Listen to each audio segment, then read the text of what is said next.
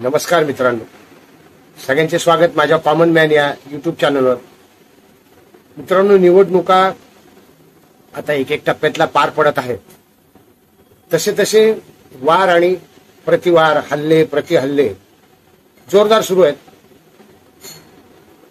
आणि त्या हल्ल्याचा एक भाग म्हणून काल विजय वडेट्टीवार, महाराष्ट्र काँग्रेसचे प्रदेशाध्यक्ष, त्यांनी जे विधान केलंय ते खळबळजनक आहे. आणि महाराष्ट्रात काय संपूर्ण देशातच म्हणूयात, त्या विधानाने खळबळ उडवून दिलेली आहे. त्यांनी SM मुश्रीफ या इन्स्पेक्टर जनरल पदी रिटायर झालेल्या अधिकाऱ्यांच्या पुस्तकाचं उदाहरण दिलेलं आहे. आणि हू किल्ड करकरे असं ते पुस्तक आहे. त्या पुस्तकातलं उदाहरण देत विजय वडेट्टीवार म्हणाले की कसाबच्या गोळीने हेमंत करकरे, ATSचे प्रमुख, हे मेलेले नाहीत, तर RSSच्या संबंधित एका पोलीस अधिकाऱ्याची गोळी होती आणि ती गोळी हेमंत करकरे यांना लागून त्यांचं निधन झालंय. खूप सेन्सिटिव्ह इश्यू आहे. आणि ताबडतोब जे विरोधक म्हणजे महायुतीचे लोक, त्यांनी विजय वडेट्टीवार यांना दोष द्यायला सुरुवात केली. हे देशद्रोही आहेत, हे विधान पाकिस्तानचं समर्थन करणारं आहे, हे विधान दहशतवाद्यांना प्रोत्साहन देणारं आहे, अशा सगळ्या गोष्टी सुरू झालेल्या आहेत. माझं म्हणणं आहे की एक बघा, शांतपणे विचार करा तुम्ही, विजय वडेट्टीवारांचं खरोखर काही चुकलं आहे का? मला नाही वाटत विजय वडेट्टीवारांचं काही चुकलंय. होय, अजिबात त्यांचं काही चुकलं नाही. त्यांनी पुस्तकाचा दाखला दिलेला आहे की पुस्तकात असं दिलेलं आहे आणि नंतर स्पष्टीकरण देताना देखील ते म्हणाले 50% तर खरं असेल, 50% खरं असेल आणि 50% खोटं असेल. त्याचं नाण्याची दुसरी बाजू की 50% खरं नसेल. पण हे विधान देऊन विजय वडेट्टीवार मात्र चर्चेत आलेले आहेत.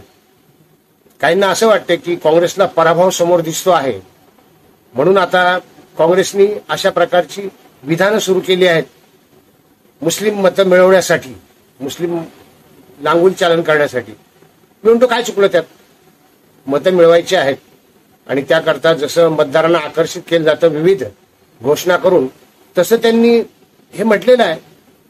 आणि काय चुकलं याचा विचार करता तुमच्या लक्षात येईल की अगदी सुरुवातीपासून, म्हणजे कधीपासून म्हणतो मी, देशाला स्वातंत्र्य मिळाल्यापासून किंवा स्वातंत्र्य मिळतानापासून म्हणूयात आपण, काँग्रेसची नीती राहिलेलीच आहे ना मुस्लिम लांगुल चालनाची. आता अलीकडच्या घटना बघितल्या तर काँग्रेसचाच आरोप होता की पुलवामा हल्ला हा RSSनेच घडवला आहे.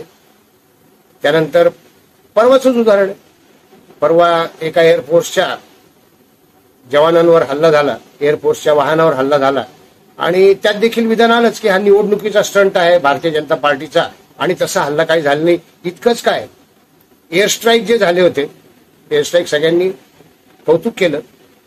जगभर भारताचं धाडस आणि भारत आता कोणालाही घाबरत नाही किंवा भारत असंही करू शकतो हे उदाहरण एअर स्ट्राईकने दाखवून दिलं होतं.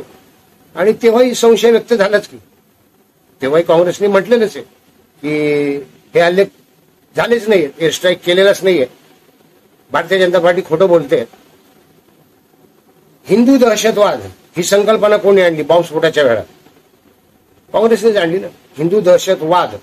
आणि त्याद्वारे साध्वी आणि कर्नल पुरोहित यांचा काय छळ झाला ते देखील आपण बघितलेलं आहे. त्यामुळे काँग्रेस जे काही करतंय ते काही नवीन नाहीये. आणि त्यामुळे मी म्हणतो विजय वडेट्टीवारांची याच्यात कसलीही काडी मात्र ही चूक नाही.